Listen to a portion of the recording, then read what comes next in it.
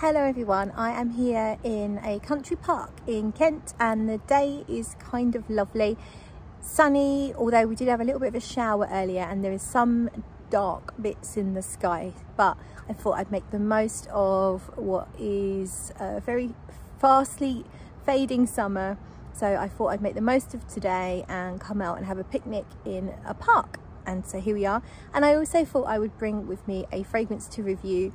And today's fragrance is, well, you'll know already because it's in the title, and it is Dior Homme Parfum. I have this lovely chunk of a heavy bottle. I think this is the 75ml, yes, 75ml, and I borrowed this from Dan, Mr. Smelly, so thank you to Dan for lending this to me.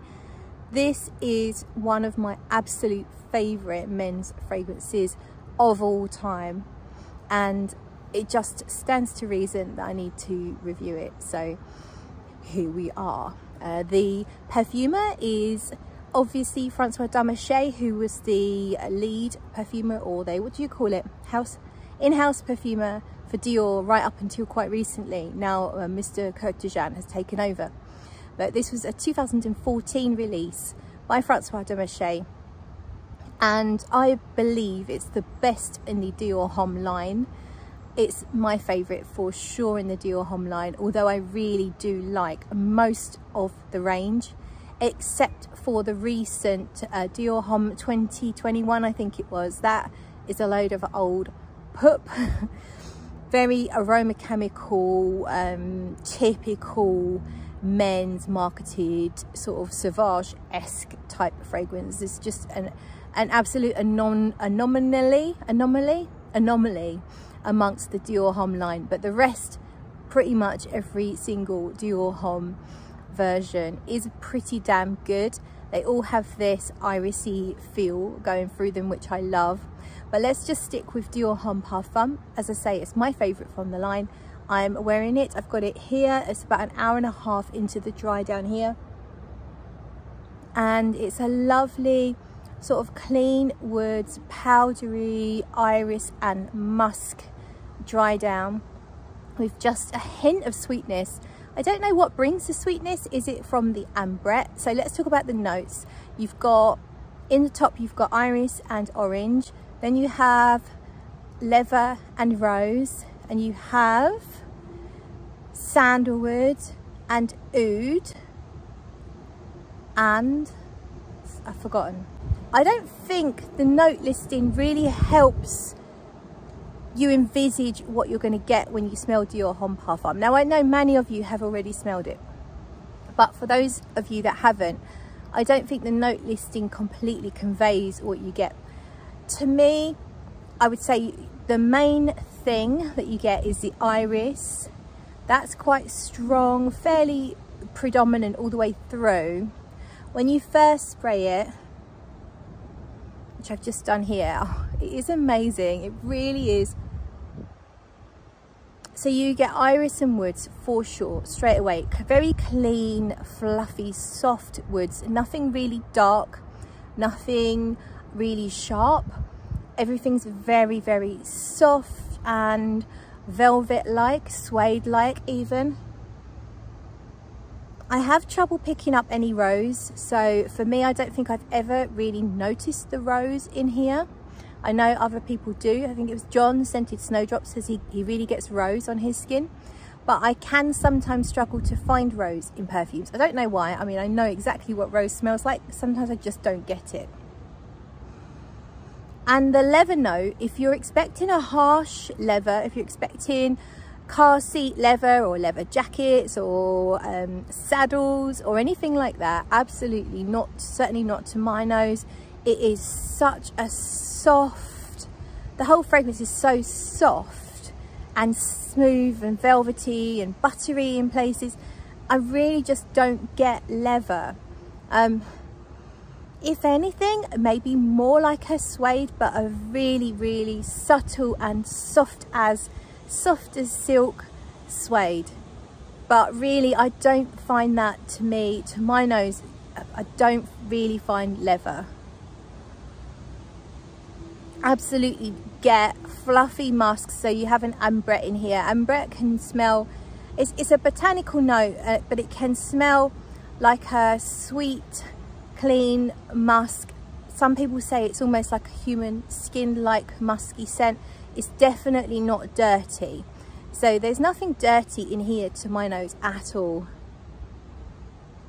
I feel like there's a hint of a spicy edge to the fragrance, but it's not there's no listed spices. Sometimes sandalwood can bring a little spicy hint, but it's a very subtle, just almost like a feeling of a little spice, just to lift it up. There's definitely something sweet though, but it's a very subtle, gentle sweetness, and I really like it. It's not vanilla-y sweet. It's definitely not like synthetically, you know, like, it doesn't feel like a caramel or anything like that, but there's just a hint of sweetness, almost like there could have been an unlisted note of something like a Peru balsam, you know, like a slightly sweet resin. It feels like there could be just a slightly sweet resin in here. So it's, although I would say the fragrance is also kind of savory. It's like the two things at once, sweet and savory, but in perfect balance. So you don't really feel at any point, oh, this is a sweet fragrance, or this is really savory, non-sweet fragrance. It's just like, it's a bit of both. And who doesn't like a bit of salt and sweet popcorn, or sweet and sour food? The mixture of the two, I think, just really is lovely. I don't find the sandalwood really heavy or thick or creamy. It feels almost like more of a dry kind of sandalwood, but it may well be that the sandalwood is just a little subtle in here. But to me, the fragrance is generally quite a dry fragrance, which is, for me, it's unusual for me to like dry fragrances, but there is also a buttery feel, so it's not purely dry. I'd say it's mostly dry, but it's almost like there's a layer of butter within the mix, whether that's coming from the iris or something else. There's this thread running through that is moist and very buttery. It's the textures in here are beautiful. Yeah, see, on my wrist, which has been on here for about an hour and a half, I pick up more of the sweeter aspects that I was talking about. I'd say it's a little more delicious. It feels like there's almost a little bit of a sappy note in here. Not exactly green, but you know how oak moss and vetiver can sometimes come off a little grassy?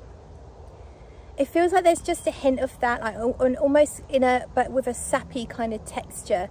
It really does smell really delicious once you get further into the dry down. I'd say it's slightly less dry further into the dry down.